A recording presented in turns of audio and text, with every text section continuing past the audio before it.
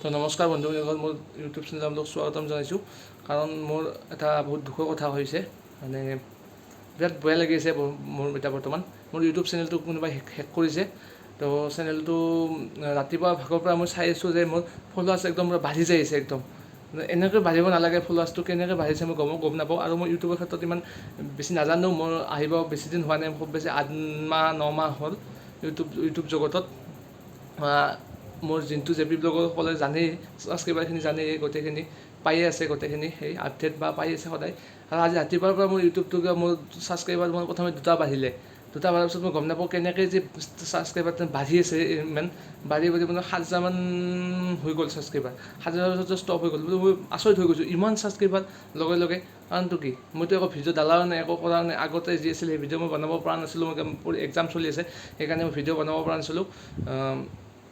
ক'ব নোৱাৰোঁ যে আজি ধুনীয়াকৈ আহি চালোঁ যে মই ৰাতিপুৱা মোবাইলটো চলাই চাওঁ বা এতিয়া খালি চালোঁ মই 8K ফলোৱাৰ্ছ, 8K হঠাতে। মই আচৰিত খাই গৈছোঁ।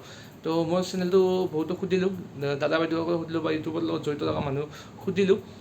ক'লে কি তোৰ চেনেলটো হেক হৈছে। তো খুব বেয়া লাগিল শুনি।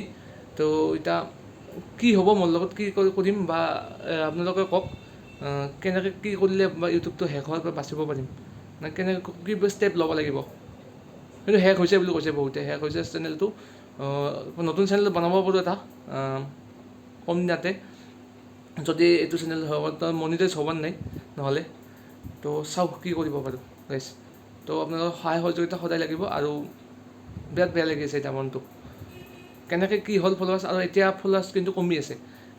প্ৰথমে 7K হ'ল, এতিয়া কমি 4K হৈ গ'ল। কেনেকৈ হৈ আছে মই গমেই পোৱা নাই এতিয়া। তো মই এইটো বস্তু কৰা নাই, তো মই পূৰা লিগেলত আছোঁ। কোনোবা ইনলিগেল কৰিছে, হেকাৰে কৰিছে, মোৰ লিংকটো লৈ যায় বা কেনেকৈ লৈ গৈছে মই গম নাপাওঁ কি কৰিছে। মুঠতে আপোনালোকে ছাপোৰ্ট কৰিব লাগিব, কি হৈছে গম নাপাওঁ আৰু।